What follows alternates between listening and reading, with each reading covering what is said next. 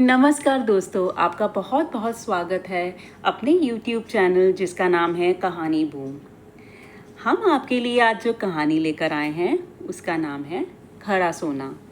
बहुत पुरानी बात है। धौलपुर नामक गांव के पास एक कुआं था। उस गांव की सभी स्त्रियां सूर्योदय होते ही कुएं पर पानी भरने जाती थी। एक बार कुछ स्त्रियां वहां पानी भरने गईं। सभी आपस में बातें करते हुए अपने अपने घड़ों में पानी भरने लगीं।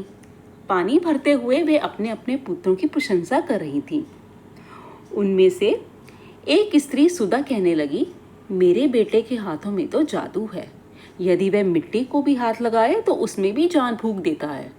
एक अन्य स्त्री मधु ने उससे पूछा, तुम्हारा बेटा क्या करता है? सुधा ने बताया, वह एक मूर्तिकार है। वह बहुत सुंदर मूर्तियां बनाता है। उसकी बनाई मूर्तियां बिल्कुल सजीव लगती हैं। सभी लोग उसकी कला को देखकर दंग रह जाते हैं।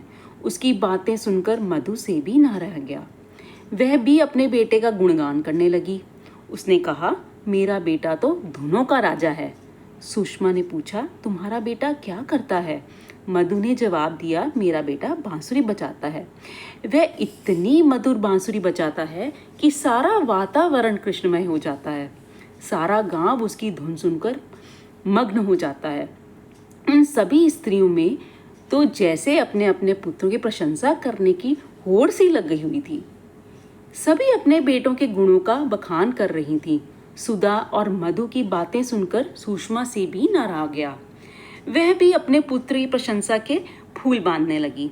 वह कहने लगी, मेरा बेटा बहुत बुद्धिमान है। संसार में उससे ज्यादा विद्वान कोई नहीं है। रेशमा ने पूछा, तुम्हारा बेटा क्या करता है? सुषमा ने कहा, मेरा बेटा शतरंज का महान खिलाड़ी है।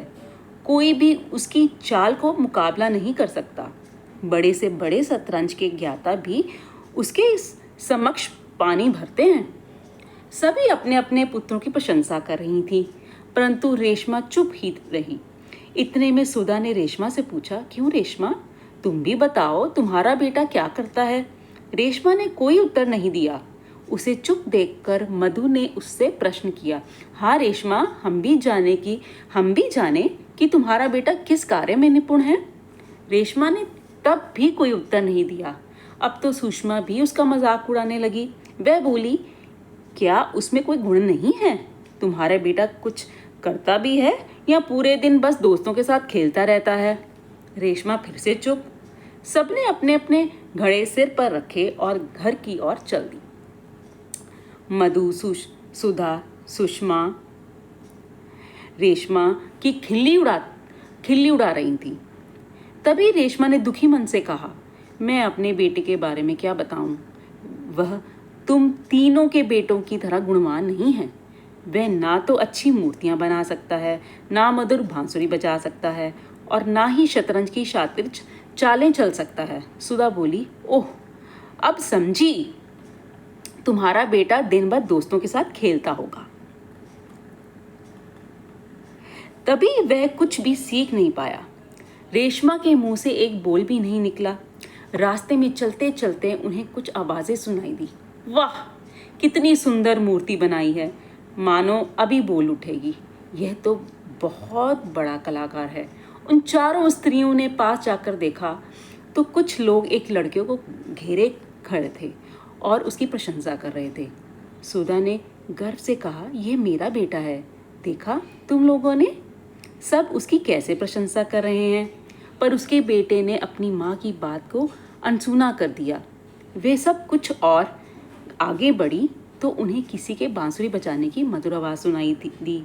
तभी मधु बोल पड़ी, ये मेरा बेटा है, कितनी अच्छी बांसुरी बजाता है ना। उसके बेटे ने भी अपनी माँ पर ध्यान नहीं दिया और बांसुरी बजाता हुआ चला गया।